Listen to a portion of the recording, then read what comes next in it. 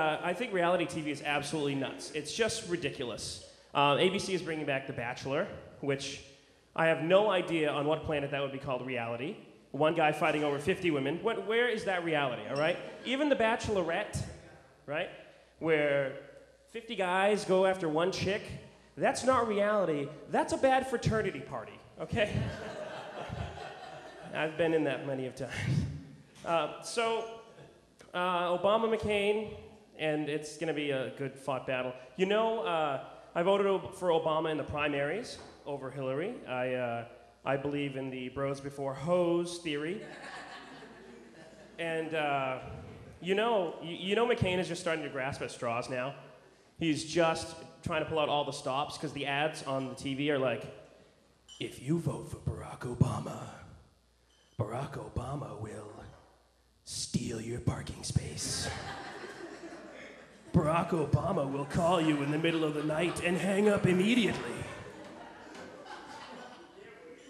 Barack Obama will call you and tell you he'll pick you up at 6:30 and show up at 8:45. I'm from the state of Maine, and in case any of you don't know Maine, Maine has two temperatures, cold and fucking cold. And wasn't that funny?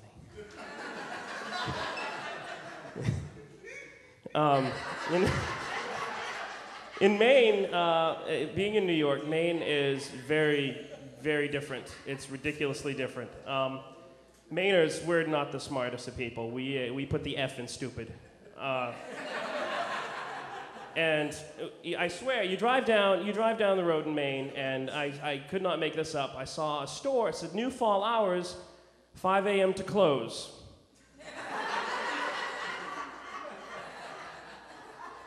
And if you were like me, you would go, why is close misspelled? So I got to New York, and I've been here for a couple years now. When I first got here, I was absolutely amazed at the city. And I have no idea. You drive down the city, and you see the people, the old guys, that will sit there and they'll go like this in the crosswalk. Yeah, fuck you, Grandpa, okay? That's not going to stop me. So I saw those steam pipes in the street, and I had no idea what that was. And my mind said, you know what? I bet you that's clean air that they're trying to pump into the city, you know, to replace some of the shitty air. So I got right down and I was like, I woke up 3 days later in Hackensack, New Jersey. My pants were gone. So, and you know, this, as for New York, you really don't need entertainment in the city. You don't need Broadway, and you don't need to come to comedy shows like this. You know what you need? You need $2 and the 7 train. That's what you need. Because if you go on the 7 train, you are bound to see the circus. And I guarantee you, you have the world's fattest man trying to squeeze into this much space next to you. And all you see is this. And of course, there's the bearded lady. All right, well, I can't be cruel. Okay, a mustached lady. And you also have the guy who flat out refuses to wear deodorant and stands next to you the entire hour like this. Yeah, thanks. I have some spare. Would you like it? So if you're on the 7 train, I think if you stay on the 7 train long enough, literally time stops. And you see Christ. Or at least Jesus. That was his name. Jesus. Where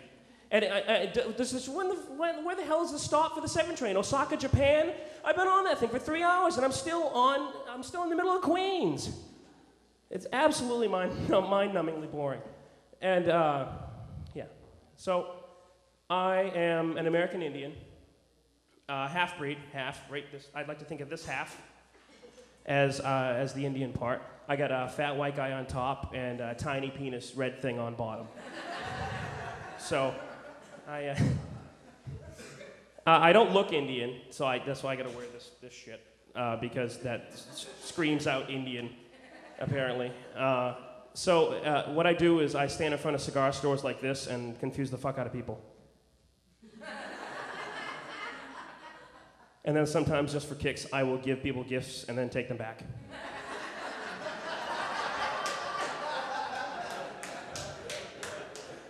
So, my name is White Feather. My Indian name is White Feather because I'm half white and half Indian. My father's Indian name is Gets Drunk, Pulls Out Late.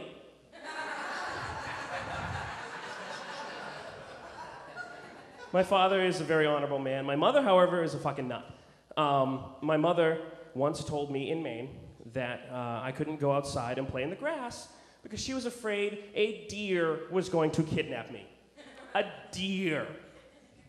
This was last week. I'm a big boy now. I drive my mother every year to Florida, and for her vacation, she has a house in Tampa. And right outside of Tampa is a place called Zephyr Hills. And when you get to Zephyr Hills, my mother rolls up the windows, and she goes, "This is the Cuban part of Florida." And I go, "Why are we whispering?" But apparently my mother has never been to any other part of Florida. Yeah. So, my family. My grandmother can't hear a thing. My grandfather will work until he's 110.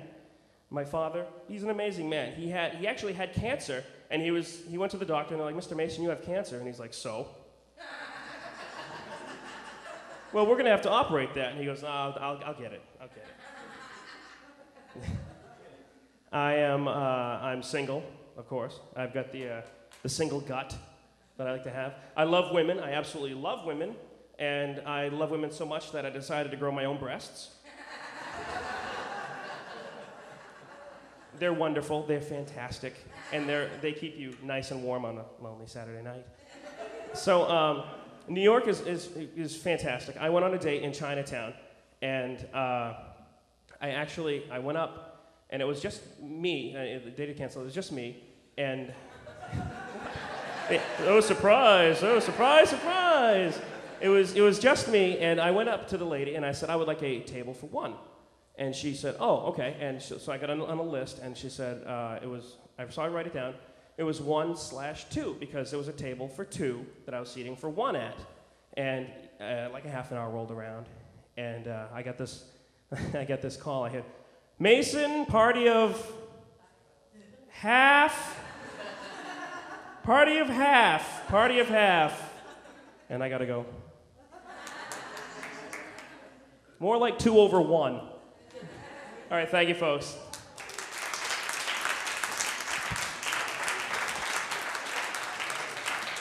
Josh Mason, everybody.